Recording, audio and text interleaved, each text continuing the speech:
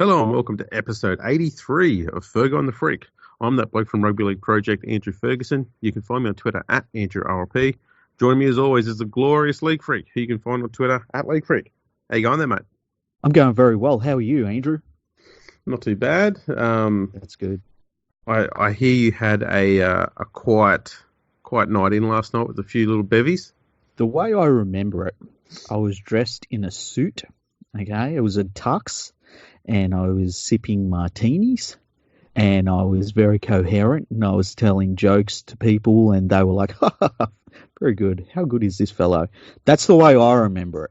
Charming and debonair as always. Pretty much, yeah. You didn't go on social media at any time?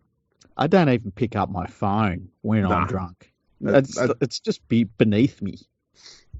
No, that's exactly the image that I had as well.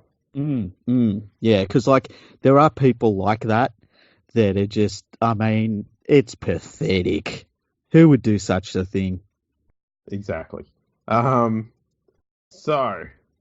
we're going to talk about the finals. Yeah, I'm looking forward to it. It's weird. They've sort of crept up on us pretty quickly, eh? They have a bit. Especially when you miss a day. When a day goes missing in some sort of haze. Some martini fueled haze. Yeah. It's funny how that works. It is. Friday night we've got the Rabbitohs taking on Manly at ANZ Stadium. Now, yeah, which is tonight. Yeah, I was just having a look at the squad here. Sam Burgess and Dane Gagai are both back. Yep. Sam, I believe, still has to front Todd Greenberg, the all-conquering leader, who we'll get to a bit later. Yeah, I'm sure he's going to smack him with something really soft, with a feather. Or powerful. Yeah. After Sam made his comments about the kangaroo court stuff. So we don't know how that's going to go yet. I assume Sam's just going to get a fine because looks like he's going to line up here. Gagai's back. Jaden Sewer, he'll make way for Sam. I think he's going to the extended bench. Campbell Graham will move to the wing out of the centres. Gagai will go into the centres there. And Corey Allen goes from the wing to the extended bench as well. Let's see what else is there. Tom Burgess will start up front, and his brother George will be playing from the bench, which is another little change. The other way around, I think, the week before. So, and today, Dean Britt and Kyle Turner dropped off the 21-man squad. Okay. Nothing really major there. So yeah, it's pretty much as expected, really, for the Rabbitohs. Yeah. I will say this, okay? Yeah. I think they've got the most skillful, one of the most skillful, woefully out of form centres in the competition right now. In James Roberts. Yeah, and Gagai's not far off. Yeah, Gagai's had a really weird season, hey. He's had a couple of games where he's been outstanding. One of them was in Origin. But outside of that, he's had games where he just does look like he's going through the motions for the most part. He's the sort of player that you bring him back in, and he could be really, really dangerous, but he could also do nothing. He's a damn powerful ball runner, but I'm going to be honest, I don't think I've seen that from him since he left Newcastle, other than at Origin and Test level. Yeah, and it's not through a lack of trying or anything like that. He's definitely putting in the hard yards. It's just not there for him, which is I find odd. You got to wonder if it's maybe the Rabbitohs style of play, or he's played a lot of wing this year. If it's just the players inside him aren't getting him the ball and stuff like that, but it's been very strange. And there was rumours that he wanted to leave earlier this year, and everyone squashed that. But where there's smoke, there's fire in rugby league. Exactly. And another player who I have big raps on that's in that bunny side is Alex Johnson, and I think he's better than just sitting on the wing. I'd prefer him at fullback. And I'd also say, Alex, if you don't like being on the wing, the Tigers got a fullback spot for you. It looks also like they've got a centre spot, a second row spot, and a hooker spot. But Jesus, I sound like I'm fucking torturing you sometimes. Could go on. Yeah. Could be two second row spots to give him some of the news was with Brian Madison during the week. Oh, but man. anyway, we'll digress. We'll talk about the teams in the finals instead. Yeah, let's talk about not nice. I think that he's the sort of similar in that when Johnson's on the wing, he just goes missing. And I don't know that he is exactly what they want at fullback, but I think he's better at fullback. Yeah, I can agree with both of those. I think they're trying to find a way to fit Adam Dewey in the side. He does deserve to be in the 17. And I don't know, given the way Cody Walker's been playing since Origin, I'd almost say, Cody, you know what? This needed to happen before the finals. Like, Cody, why don't you have a week or two off and let Adam play in the halves role and just see if that helps both of you out? Yeah, because, I mean, Walker's form, I think he's maybe played one good game since that Origin 1 game, which was one of the worst Origin games anyone's ever played, to be honest. And yeah, at this top point of the year, it's too late to make changes like that. You just got to hope that Cody Walker sort of finds it again.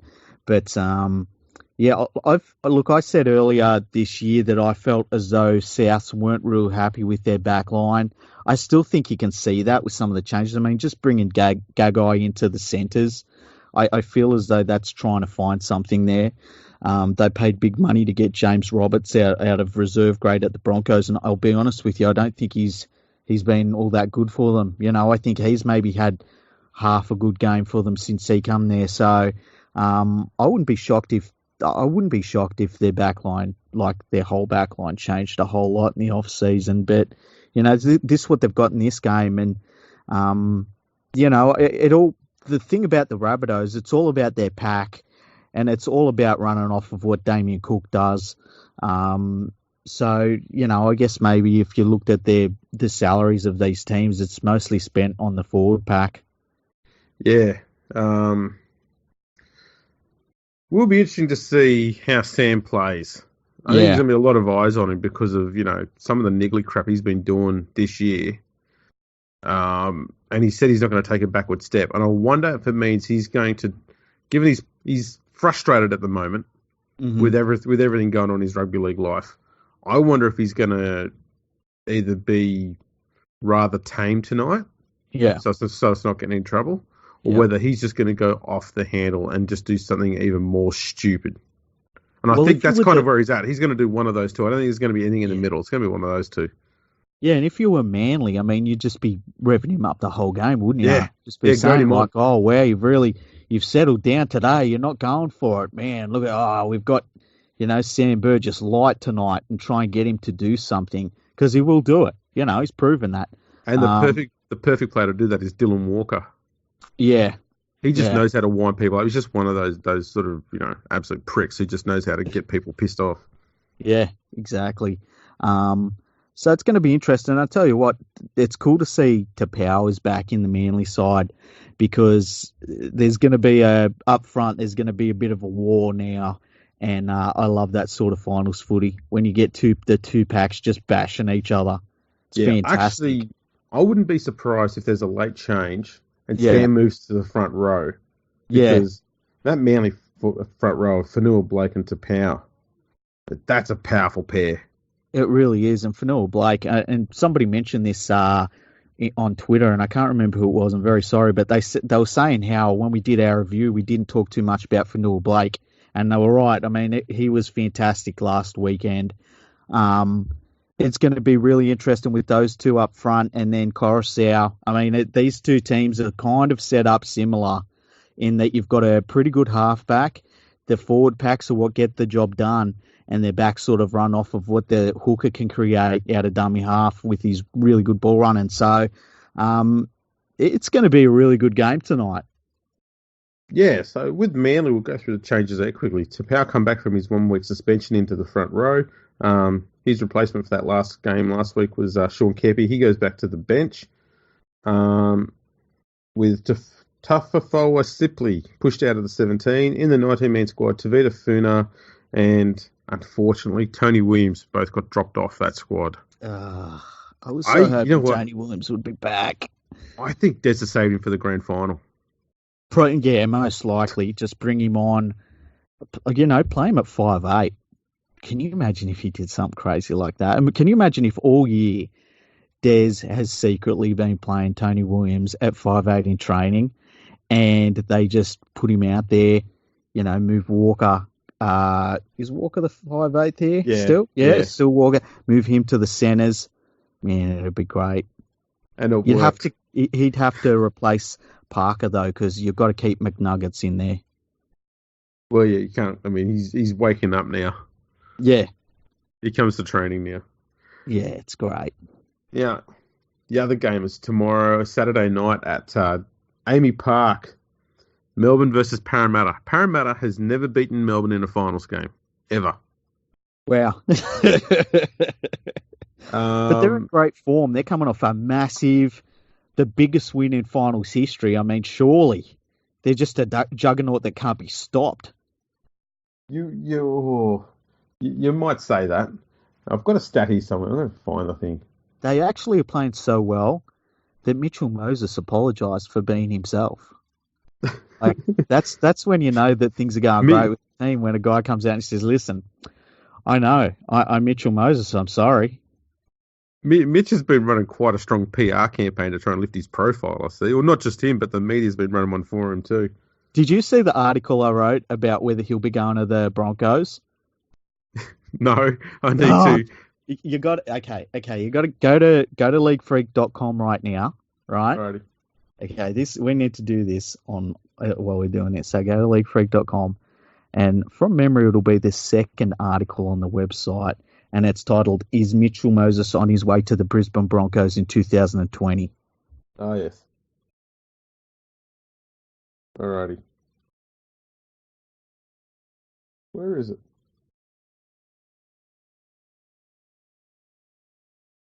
You got it? Yeah, but there's no article there. Yeah, there is. Oh, I see. I found it now. Okay. I'll read it to you, okay? I clicked the wrong link. I found it now. Okay. It's, is Mitchell Moses on his way to the Brisbane Broncos in 2020? No. They got a lot of reads as well. Sometimes it's good fun having your own website. You can do what you want. That's very good. So, here we go. The last time Parramatta followed up a 50-plus score with a win in their next game away from home was round 24, 2003. Wow, holy crap. The last time Melbourne played against a side that had scored 50-plus points in their previous game was in week 1 of the finals last year when they beat South at Amy Park 29-28. Wow. Yeah, there are a lot of teams that if Parramatta was coming in against them this week, you'd be like, yeah, they'll take a lot of that momentum. But the Storm, I feel like, are one of those clubs. And probably, who else would there be? Maybe them, maybe the Sharks when they're playing well, who you just feel as though it's going to be a horrifying reality check. And, you know. Yeah, I think I had some other stats here. Here we go.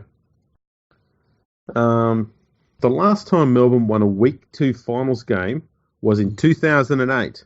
And the last time they won a Week 2 finals game with a cap-compliant side was 1999. Whoa, that's crazy. Wow. And the reason for that is not because they've been losing in Week 2. It's because they've always been in the top 4. Yeah. And they win in Week 1, so they get Week 2 off and go straight to Week 3. Yeah.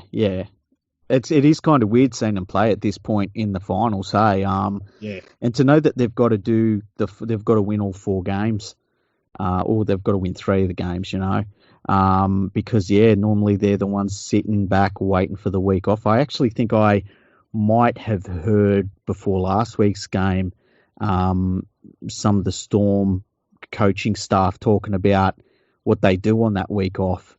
So that was kind of interesting that they didn't end up getting it. Yeah. So with the Melbourne side, not one single change to the team that lost to Canberra. Which is surprising to me. Brodie Croft is named as the 21st man. And Curtis Scott is still 18th man. I'm not sure if he's going to be coming back, though. But they'll be the only 2 outside the 17 who are likely to come into that lineup. For Parramatta, Kane Evans returns from suspension, with Alvaro will move from the front row onto the bench, and Ray Stone is pushed out of the side. Alvaro had a magnificent game last week. So having him on the bench, being confident, that's a huge benefit for that Eel side. Yeah, and Evans coming back too. I mean, Evans has had a really strong second half of the season, and they played really well without him last week. But he's a really good addition. He is. So it will be interesting to see. Yeah, it'll be interesting to see how this game goes, because I think you don't really get bad down moments from Melbourne. No, like their poor game still sees them being very competitive in a game. And last week's loss should have really hurt them. I mean, they really should have been pissed off with themselves this week, and really, it might be that the turning point for them that really kicks them on in the rest of the final series, because they literally threw the game away. And I saw comments from Cameron Smith after that game, and unlike a lot of fans and people in the media, he did not blame that referee decision at the end of the match. Yeah. He said, we were off our game in many ways. Communication on the field was poor. They went away from plays. They went off the game plan. And the last time they did that was also against Canberra. That's what Canberra does to teams. They unsettle them. Because not only do they have the big forward pack that can dominate you, but they've got those agile back rowers in Whitehead and that other guy from England. They're very agile, and when you throw in the fact that they are constantly always looking to make one-on-one strips, not just those two, but the whole side. Yeah, it changes the way ball carriers run with the ball. Yeah. It takes away that mindset of I've got to see if I can get an offload away here. They just do not risk it. Yeah, and we talked about this last week. They should have been just attack and Crocker all night, and they didn't do that. They got right away from that. They had that game won before they threw it away. I really, really don't like Hughes at halfback for Croft. I really think it's a mistake. Yeah, he's just not as good an organiser. No. He doesn't have the same quality kicking game either. Croft is just an out-and-out 7. I'd have him there every day of the week. So we'll see how that one goes. Maybe they'll get a change of heart right before kick off, and they just say, listen, just, fireworks, dude. Just aim it. Just funny. We need Crofty on. That would be very odd. Yeah. Because they can't use the sparklers anymore because they've been banned. Yeah. I love it that they're like, we banned them. It's like you used them once and almost took a player's eye out. Yeah. That will lead to something else in a minute. Who are you going to tip here between South and Manly? Okay, for South and Manly, look, Manly were magnificent last week at home at Brookie, but it's hard to see South losing this one. I just think that they've got a little bit more star power. I wouldn't write the Seagulls off. But yeah, I just feel as though South, they need to play better than they did last week, obviously. But and I don't think that South are going to win the premiership, but I feel as though they'll get through this week against the Seagulls at home at ANZ Stadium. So there's going to be, no Manly fans there. Yeah, look, I'm leaning towards South, not with much confidence. Mm-hmm. Probably a win by less than 4 points. Yeah, I feel as though it'll be pretty tight as well. Could also be one of those games where the score goes back and forth a bit too. So I expect it to be a good game. I wonder if Daly Cherry Evans plays like he did last week. He could get them there. He could, yes. And he's done that quite a few times this year. It hasn't just been a one-off. Mm-hmm. He just loves playing that side when they got their backs against the wall.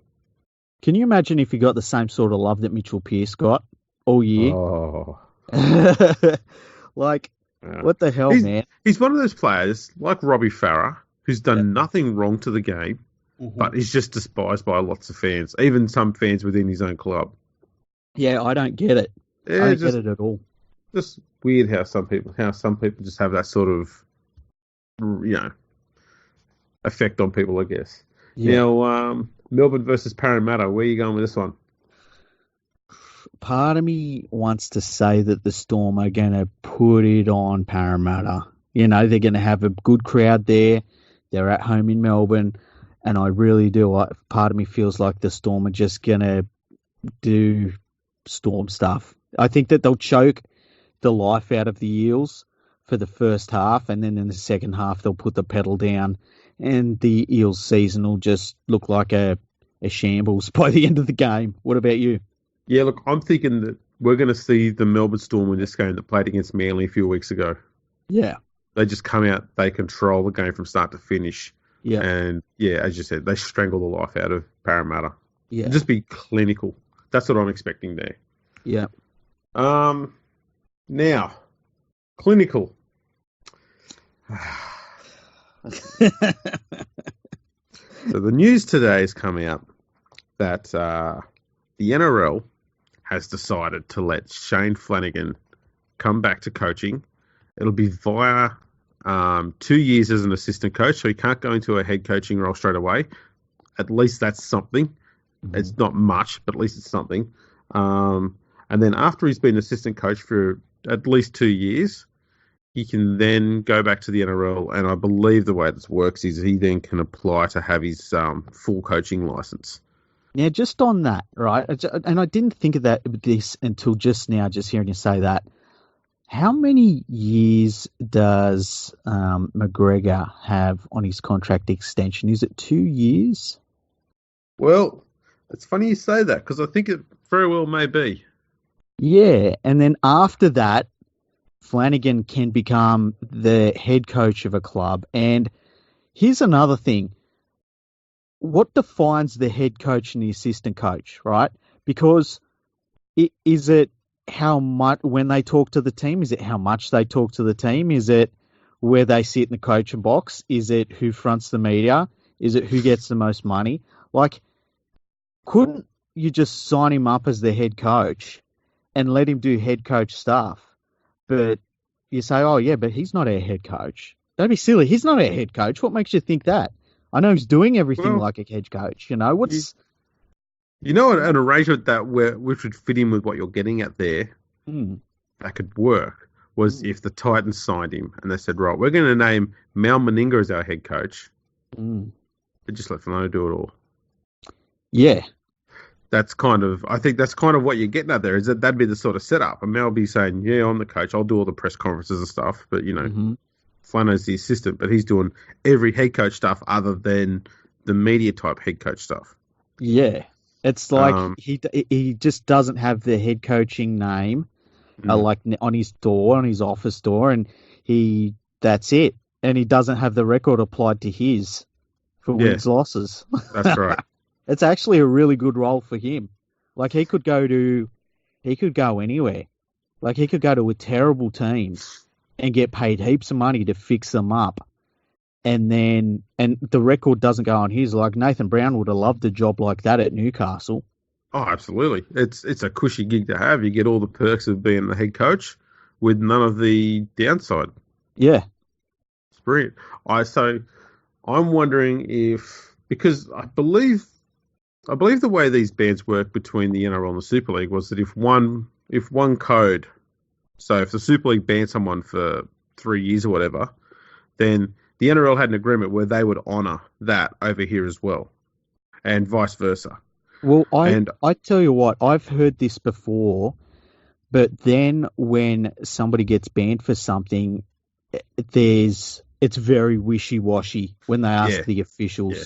I think it's more in line with the more severe ones. So, players who are found guilty of, drug cheating and stuff like that. I think that's kind of where it is. Or, heinous off-field crimes, that sort of thing. Yeah. So there's very few players or coaches and stuff that would have that. But I dare say what had happened was Flanagan was also denied any coaching gig in the UK as well because of the ban the NRL put on him. And to have this lifted as an indefinite one, I also wonder if maybe because he's not allowed to start coaching until December. I think it was December 19 this year, which is somewhat cunning because most teams are going to have their coaching rosters and whatnot sorted out by November because that's when they start preseason training again. Yeah, November 1st, I believe, is the date. Yeah. So not many clubs are going to have are going to spend a month and a half without an assistant coach. But I feel as though that if you're a club that had a coach that you had to pay the money to for the next 2 years, and it was too much money to sort of just throw away, you'd be willing to wait. Well, that's true too, I guess. So my thinking was perhaps he's not going to go to the Dragons, but he might go over to England and do a bit of an apprenticeship over there. Possibly. And then come back in 2 years' time. Yeah. After having plied his trade over there, come back over here. He could, yeah. I think he'll be. I bet. I wouldn't be shocked if he's on the Dragons payroll right now. Well, that would be another thing. I'd be fairly sure that they've spoken to him and given him probably some form of, if you can get off this, then we will definitely look at getting you on the coaching register somewhere. And it might just turn up out of nowhere that it was just part of Phil Gould's review. Yeah. You need to get a premiership winning coach into the side as an assistant to sort of show that, we can make that work, and then it can be a Phil Gould recommendation. So the club can go, wasn't us. I do kind of feel as though if the NRL had said, your ban stands, that I feel like Phil Gould would have come out and said, oh, this is ridiculous, meh. You know what I mean? Yeah. So, but yeah, I wouldn't be surprised if we went over there and over to England and had a crack over there and then come back. Because that way he can sort of get out of the limelight here and hope that people forget about it, and he just comes back. And I don't think people forget over that period of time either, but it might help a little if he's not here. The other thing too is he was. Sorry. I was going to say he was also a bit tied with Cronulla because his son was there, but now that he's moved to the Roosters, I think it also frees up Shane Flanagans a bit to just go wherever he wants now. Yeah. Well, I tell you what, if he did end up going over to England, and it is an option to him, and do assistant coaching under somebody, and he'd obviously be the head coach, he would be a fantastic buy for any club he went to.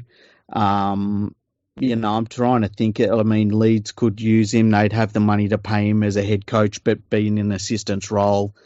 It'd be cool if he went to Toronto, hey, when they go up to Super League. That would be fantastic. Yeah, I think because, we'll take away his indiscretions first. Okay, as a coach, he's one of the few out there who knows how to get every last drop of talent out of a forward. Yeah. You look at some of there's a lot of forwards who have been at the Sharks, and they've gone away from that club. They've come to the club as average forwards. Yeah. He's turned them into something. They've gone away from the club, and they've gone back to being average again. Yeah, yeah. Only forwards.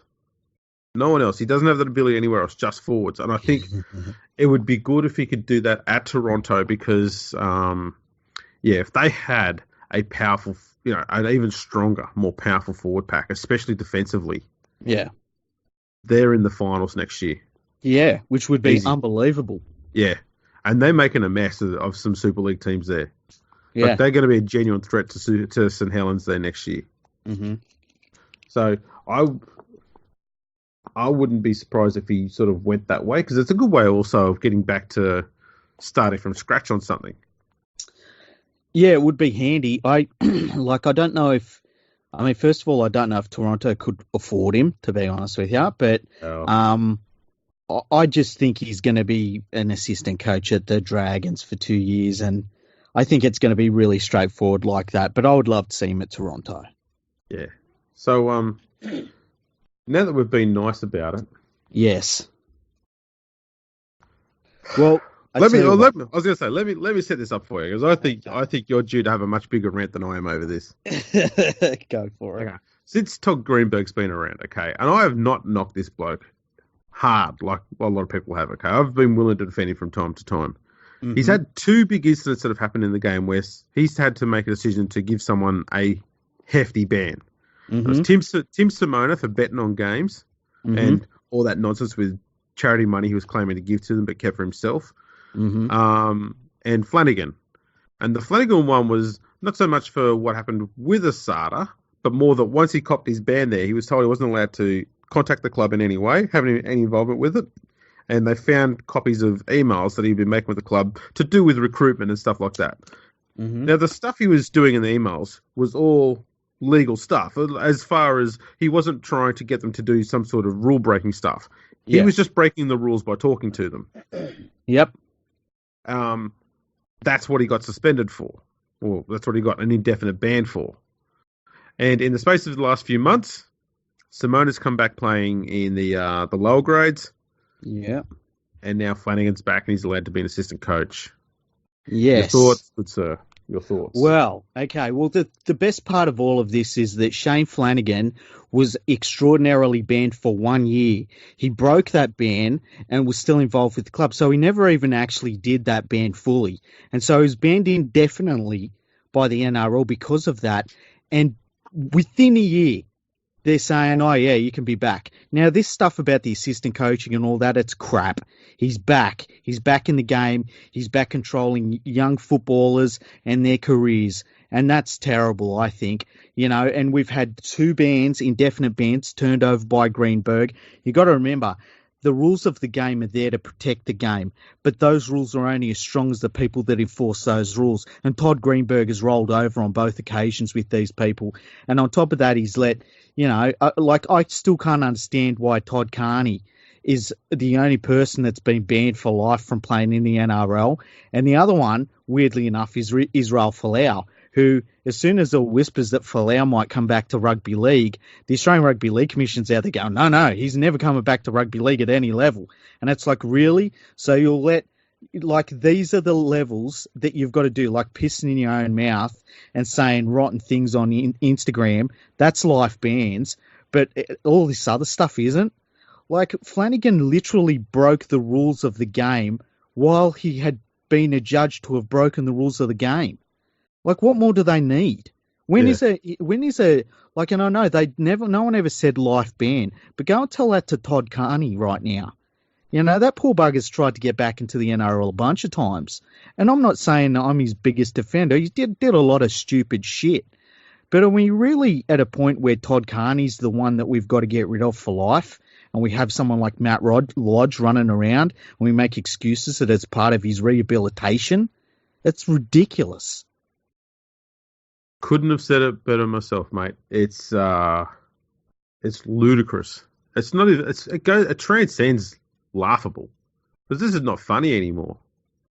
Well, it's just undermining the game. I mean, you look at Jack de Belin, right? Jack de Belin has not been found guilty of anything yet. Yes, he's been charged, but he's not guilty of anything. And in our society, we have a law which is you are innocent until you are proven guilty. Okay? Now, Jack de Belin has just lost a year of his career, sitting on the sideline, and he has not been found guilty of a single thing. But at the same time, Todd Greenberg is like, oh, yeah, but these other dudes, they're fine. Bring them in. You know, where is the line? It's so...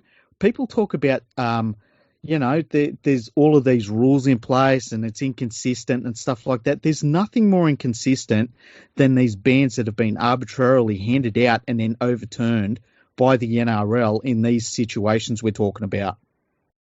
Yeah, the no-fault stand-down policy is this. I can see what they're doing with it, okay? I understand what they're trying to get at there, and that is, we want to make sure that we've got a clean game, a clean image, and we don't want to lose any sponsors. And people say, oh, it shouldn't be about the money. It is about the money. That's what pays for everything. Yeah. Everything's money related. And, I think there was talk that Telstra were very upset that de Belin was still going to be playing, and I think Walker as well, after what had happened with them in the news. And the sponsors jumping at shadows before anything's been proven is what caused this whole no fault stand down policy to exist in the first place. Let's not make any mistake about that. That's what's happened there, because Telstra are upset that, you know, they were threatening to pull out their money because of the bad news stories, but nothing had been proven at that stage. And as far as DeBell is concerned, nothing still has been proven. And here's the thing, right? The disgusting hypocrisy of corporate giants trying to apply social shit to anything. It's like, go away, you pigs. It's like they were told, Telstra's going to walk away. Really? Telstra owns a large chunk of Foxtel. And guess what would be on rugby, on bloody their Telstra cable every single day on Foxtel? They're not walking away from it. Of course they're not. So it's knee-jerk stuff there. That's what all that is. I think if they're going to bring in this no-fault stand-down thing, then it should be stand-down from playing in the NRL, but not from playing altogether. He should be allowed to at least play for, you know, some lower grades team somewhere, so that he can at least stay match fit. Yeah, I mean, he shouldn't be denied the right to be able to play the game at all. I don't agree with that. What happens, and let's not even bring Jack DeBellin into it. Let's say player ABC has had to sit out a year of his career at a crucial point of his career, and it gets to the off season, and then whatever charges were against him were dropped. They're just dropped. It's like, the person that made these allegations, they've decided to recant their statements, and we've got to drop the whole case because of it. Then what? You know, he's lost a year of his career he won't get back physically. Like, there's just no amount of money that's going to get that back. And he's been dropped for being found guilty of nothing. Well, this is the thing. It's not even the 1 year that he's had off. It's the damage to his reputation. Look at the way people view Brett Stewart now. Mm-hmm. And that story he wasn't even found to be guilty of anything there.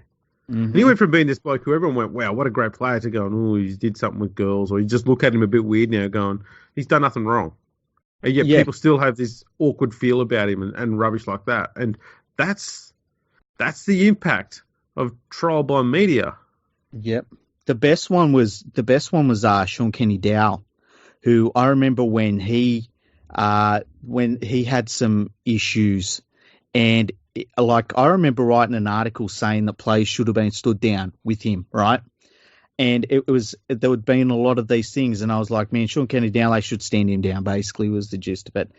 And then it went to court, and that poor bugger, and I'll never forget it, he had been dealing with things that had been kept quiet, and he was found not guilty of everything. It was just a clear cut. And that guy lost a fair chunk of a season because of that. And it changed the way I thought about all of these instances, because Sean Kenny Dowell was completely innocent. And I mean, the judge, go and look it up, go and Google the whole thing with him. Mm-hmm. And I always feel sorry for him when I see him play, because I think, man, he went through a lot in his personal life over that. And he never once came out and had a whinge about it. Not once. He copped it on the chin and just went on with it. And that says a lot about his character. And he stood down himself from memory. Yeah. And when you go and look at the court case that he did go through, and you just think to yourself, man, this poor dude, he went through a personal hell, and he needed to step back from everything else just to get through it. And that's why I love seeing him play the game. And he played this season, and it's like, I'm glad that he got back, because, you know, sometimes some of this stuff you find out after the fact that players have actually gone through something really rotten in their personal life. And, you know, Sean Kenny Dowell was one of those instances, and you don't know until it's sorted out by the court, because the media doesn't have all the facts. The people that want to talk about it in the media don't have all the facts.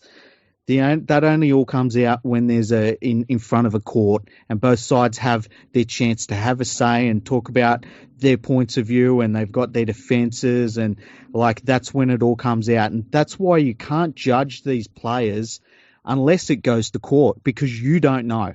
All you're going off is, most people just go off of shit that they read on Twitter, which I tell you is a load of crap for the most part. Well said. Feel a bit better after that? I am. I tell you something.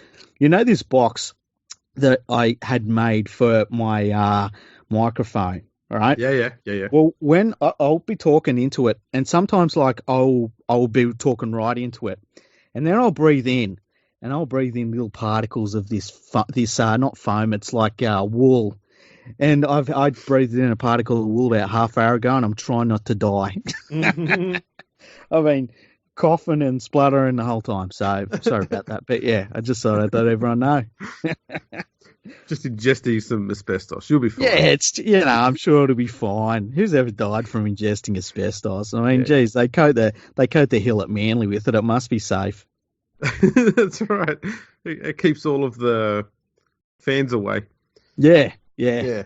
Well, they're going to say, when we watch tonight, and there's this is just an insight. What I'm going to do on Twitter when there's no Manly fans because it's an away game, and Manly fans don't like travelling to home games, let alone away games.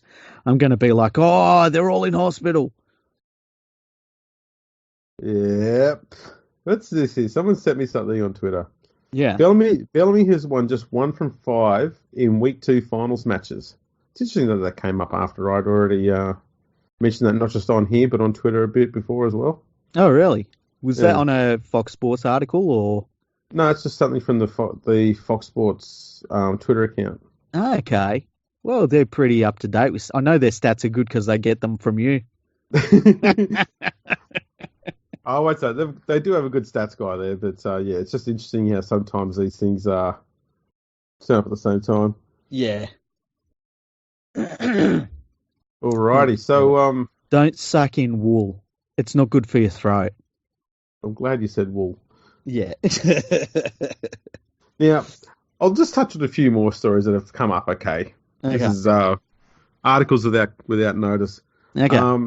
There's been a bit of a thing going on at the moment with Ryan Madison at the West Tigers, and the Tigers this week have granted him leave from training for personal reasons. Yeah. And there's constantly articles about how, there's much more to the story than this. And some of the story seems to be around the fact that either he or his manager thinks that he deserves to be on more money. Mm-hmm. One was suggesting that he's not happy with his progression as a player. One says he's not happy with the coach. Now, the second two I'd probably argue with because I think we can all say pretty comfortably that Madison has been immensely better this year than he was last year. 100%. And Michael Maguire was pushing hard for him to be in the New South Wales 17 for the Origin series. Yeah. And he got named as 18th man, I think, for the first game. Uh-huh. To me, if there's an issue with the coach, he's not going to be doing that sort of stuff for you. I don't get that. And he has improved immensely. He's also wanted to play, as a starting player. He's been playing as a back rower. He's been phenomenal all year.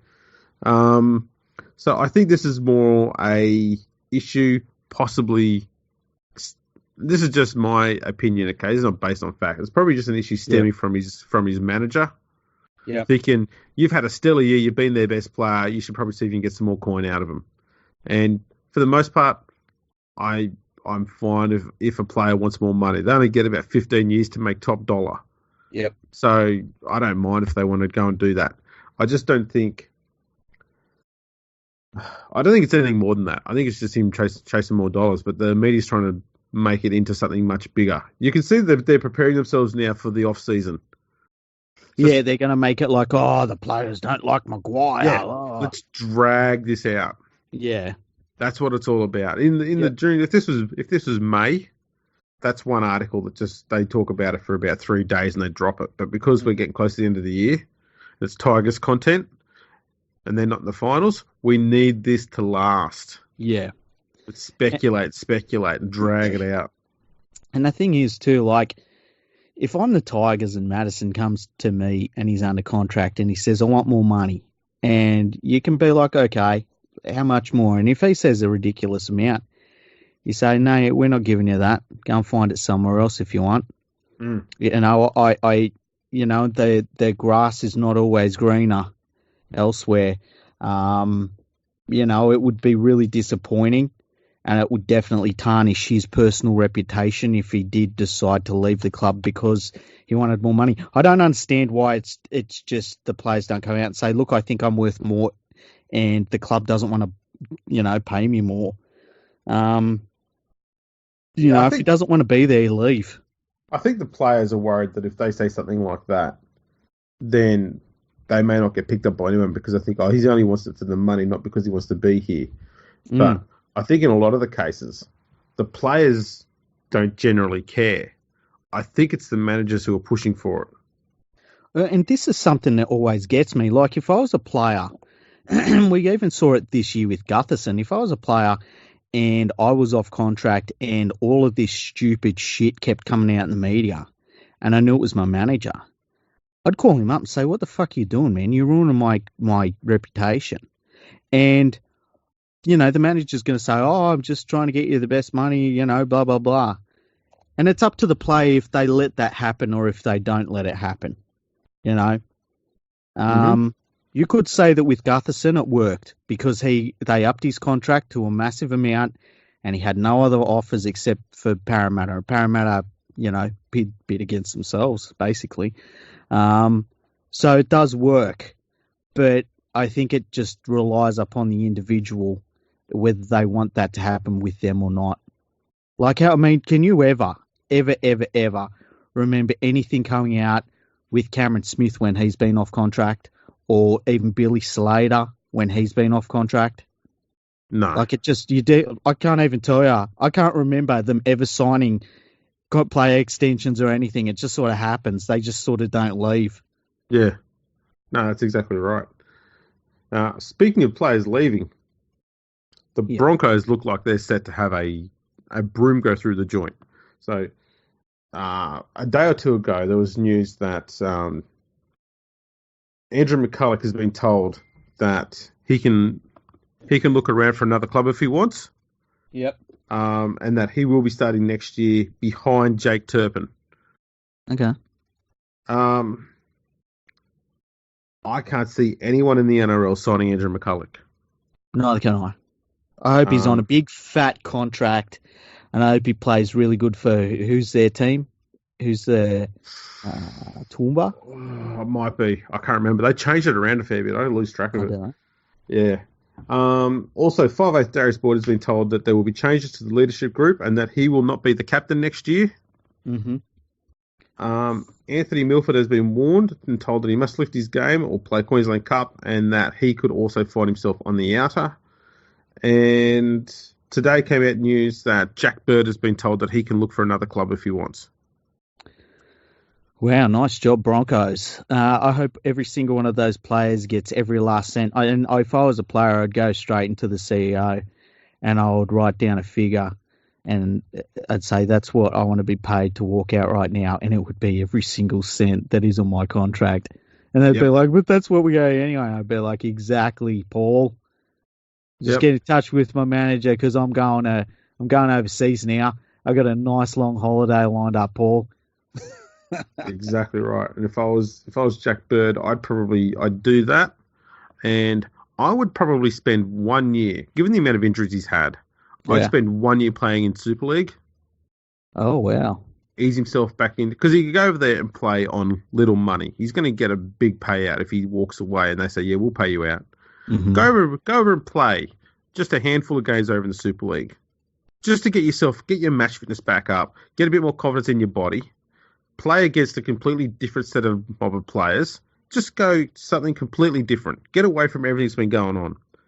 And then come back after you've got to get a good bit of form under your belt and say, right, I'm match fit, I'm injury free, who wants me? See, if I was going to do that as a player, I would go to the Storm instead. Yeah, but he's not going to get a run at the Storm. But I would still go there. I mean, they're given, what's his name, that winger? What's his name? God damn it, I can't remember his name. Anyway, they do give people runs, you know. And even if he goes there and he says, look, get me in your squad, I'll play for the minimum wage. I'm still getting a massive whack from the Broncos anyway. And I'm just looking at, because I think the Chambers might be leaving. But they've also got Curtis Scott coming back into the side as well. And Sevi has come along really bloody well.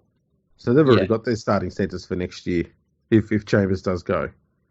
But he might be able to get a run on, like, I don't know. That's just what I would do. I would always, if somebody wants to get their career on track, I always think, man, imagine if they just go to the Storm. Oh, yeah. I'm with that. I just think that given he's been through so much injuries, I just think easing back in via Super League would be a good way to do it, because you could go over there and it'd just be a completely different experience. It might actually help him learn a few different skills, because one of the problems I've had with him over the years is he's a very good straight line runner, but he often runs sideways too much. Yeah. And playing in the Super League, you gain nothing running sideways because the defensive line moves so much slower. It'll automatically force him to run straight again. Yeah, I get that. See, I wonder if he would still be able to get his payout from the Broncos and just go and get big money anyway from, say, like the Gold Coast or someone like that. I mean, I hope that these players for the Broncos don't all end up on the Gold Coast. That'd be a disaster. And the thing about Jack Bird that I've never really understood is that, like, when was the last good footy he played? Cronulla. You know, it's a while ago now, and there's been a lot of money spent on him based on, well, when he gets over this, he's going to be good. When he gets through this, he's going to be good. And it's like, how long do you do that before you say, I'm not spending money on a player who sits on the sideline most of this season because he's injury prone? Because I'm very big on avoiding players that tend to get injured a lot. Like, I would rather have somebody that's not as good but that turns up every week and is healthy and doesn't get injured. Yeah. Yeah, no, I'm the same. The thing is, Bird's actually, he's only 24 years old. But the thing is, he's only played 17 games in his last 2 years. And that's the thing. And I remember when he was bursting onto the scene, and it was like he had an arthritis issue. And I remember thinking at the time, man, that's not going to be good long term. And so now he's like 24. And he, as you say, he's only played 17 games in the last 2 years. I personally would avoid, and he's a great player. When he's playing, he's a great player, but I'd avoid a player like that. Yeah, I mean, he's actually, a lot of people may not remember this, he's played 5 games for New South Wales. Yeah, he's a really, really, really good player, but just can't stay healthy. Yeah, so be interesting to see what happens there. But, main thing is I hope he gets his payout. Yeah. There was someone else who I believe was on the outer at the Broncos. Can't remember who it was now. Darius Boyd. Can't remember. Now, the talk was that they're going to have a new captain next year, but it is unlikely to be Matt Gillett. So, yeah, who's going to be their captain? Who would be the captain? If it's not going to be Gillett, Milford's not in the good books. It's not going to be Boyd. Who would be the Broncos captain in 2019? I wonder if they give it to somebody like Offengowie. You know, one of a young leader. Could do. Because it's a young team anyway. I mean, it's like, if you're looking for senior players, if they get rid of Boyd and McCulloch, and they're not giving it to Gillett, I mean, there's not like there's a heap of other players that are that old at all. There's one other that's in their 30s at the club. Yeah. And that's Alex Glenn. And my understanding is that he hasn't been re-signed for next year. No, I don't think he has. So I heard earlier in the year that he was going to go to he was looking at the Gold Coast Titans, but I don't know whether that was reciprocated. But, yeah, I mean, because he used to be their captain at one point. So we'll have a look at their squad, okay, from 2019, from the oldest down, okay. So oldest is Darius Boyd at 32. He's been told no. Alex Glenn, we just discussed that one. Matt Gillett has been told no. Sean Fensom is 30. I believe he's also off contract, and he's just a bench player anyway. He's only played 2 games this year. Yeah. Next is McCulloch, who's been told he can find another club. Then you've got Seguiaro, and apparently it looks like Seguiaro is not even above Jake Turpin as the first choice hooker next year. Yeah. So, which is crazy to me. James Roberts is not there. Cody Nicarima's left. Anthony Milford's on the outer. We're now down to the guys who are 24 years old. Yeah, exactly. Corey Oates. it's kind of weird having a winger as your captain. Yeah. Then the next two, who are 24, Joe Offahengawi, she said, and Matt Lodge. Oh, they wouldn't. And then there's two 23-year-olds, Tavita Pangai and Jermaine Asako. Shows you how young their team is. Because that's half their squad this year. The other half are between 18 and 22. So that's 15, 16 players are in that 18 to 22 stage. See, I think if I had to put my money on it, I'd say it's going to be Offahengawi. And he's a good young bloke. He's a good leader. He's a mature player as well, from what I've seen of him. Yeah, and a test player. Yeah, so I think he'd be actually a pretty good captain for the Broncos, to be honest with you. Yeah, it's looking like you might be spot on there, I think. But it also shows that there could be a bit more pain for the Broncos if they get rid of any more of those experienced players. They're going to have a very young side next year. Very, very young side. And I think the thing is, too, that, and we talked about it earlier this year, that they look like the sort of team that just needs an old head from the Queensland Cup in the halves. That's not going to do anything fantastic, but they're just going to guide them around. They've been there before. They've done that. They need somebody like that. A Jeff Robson type. Yeah, they do. Or a Trent Hodkinson type. Yeah. Man, it'd be good if he didn't retire, hey? What if Blake Green went to the Broncos? See, I feel like Blake Green's done. I feel like his season's done. His career is. I feel like he was a reserve grader that brought that skill set that, just settles the team down. But watching him this year, he hasn't been settling anyone down. I feel like he's lost that part of his game. Let's see if I can find anyone else. There's someone who will be 30 next year who they could get. Who? Ben Hunt. Yeah. Be handy to have him around the club now. It would be pretty good. I wonder, can you imagine, right? Just say they got Harris Tavita from the the New Zealand Warriors, right? And they got him as a halfback, and then they managed to get Todd Carney at 5'8". Ooh, Toddles. Now, that team there, pretty damn good, eh? That would not be bad. Yeah. Another option I was thinking was, what if they were to get Kieran Foran? Ooh. See, I worry about Foran because I think Foran's injury prone too, but his second half of the season was fantastic. His second half of the season was brilliant. Yeah. Like he hasn't played that good since he was a Manly. Yeah. What? Okay, I've got another one for you. What if the Broncos, they managed to clear the decks? They got a whack of money there. And they say, bonjour, no, fucking James Maloney. I almost thought you were going to say the one I was going to bring up, which is Cooper Cronk. Ooh, god damn it. That's better than James Maloney. Well, especially I think they're both in a pretty similar sort of thing, though, I think. They're both hard workers on the field. Yep. They're both natural-born winners. Yep. Bootloads of experience. They'd be perfect for the club. What about both of them? Yeah, get both of them there.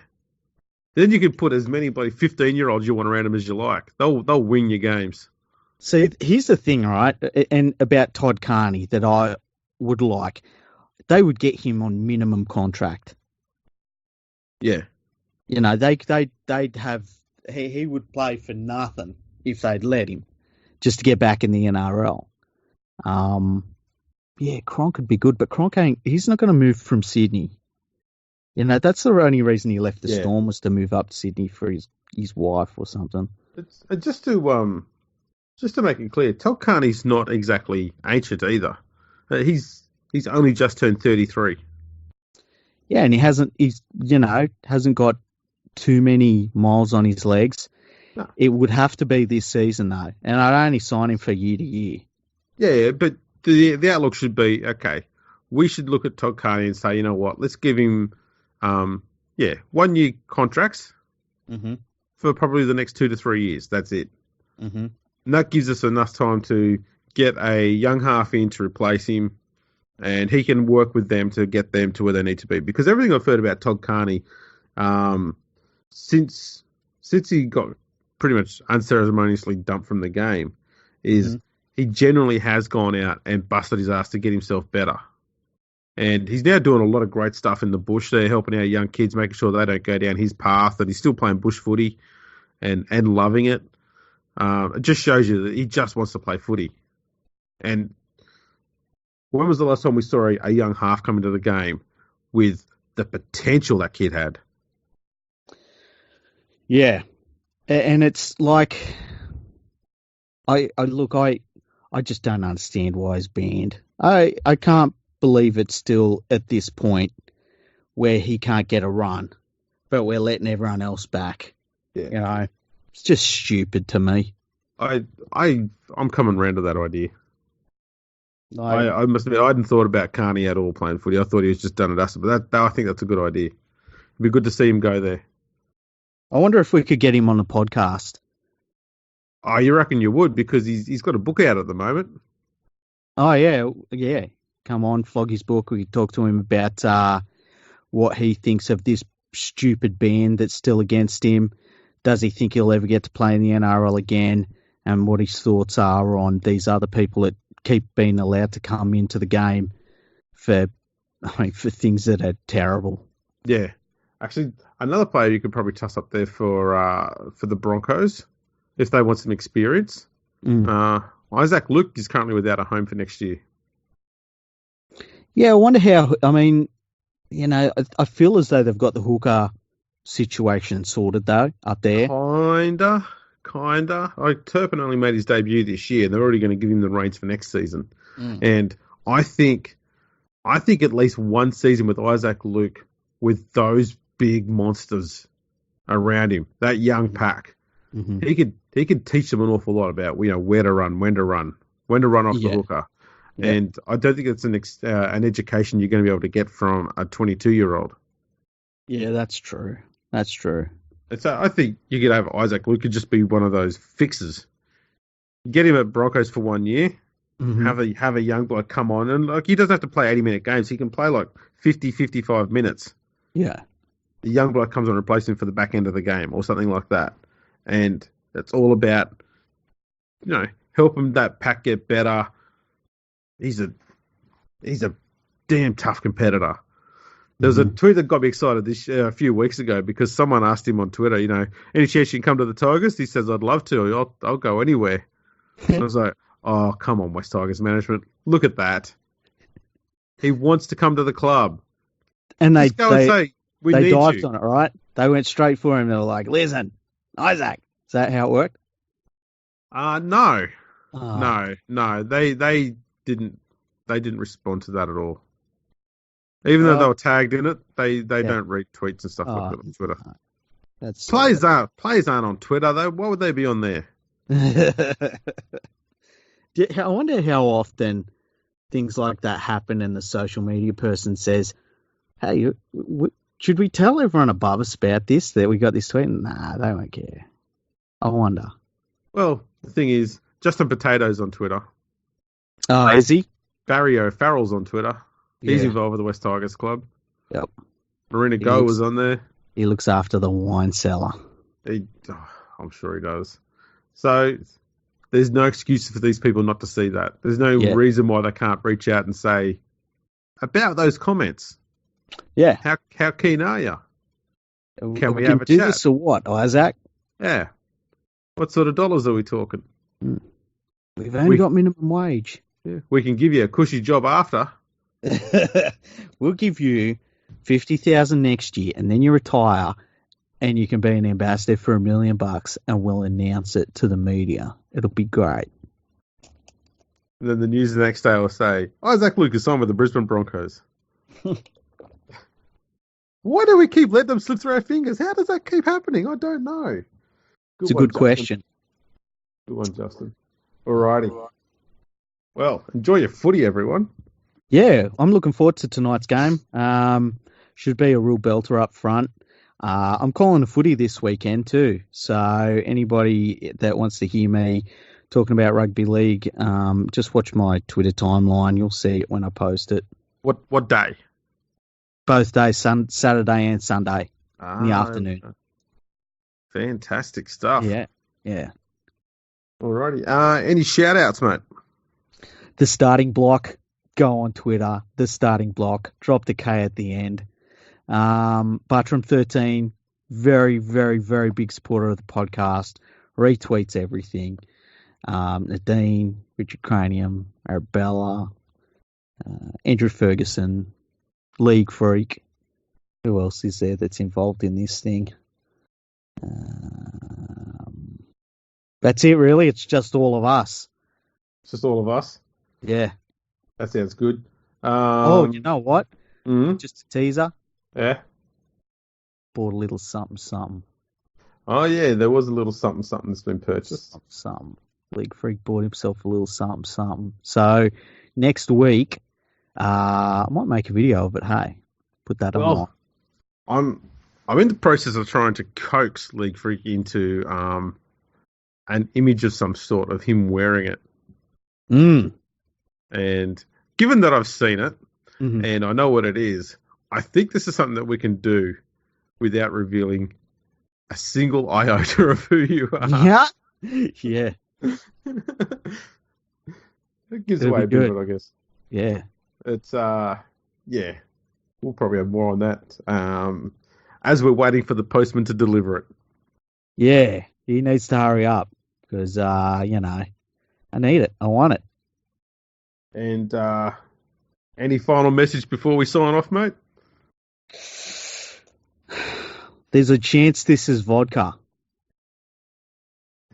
Brilliant.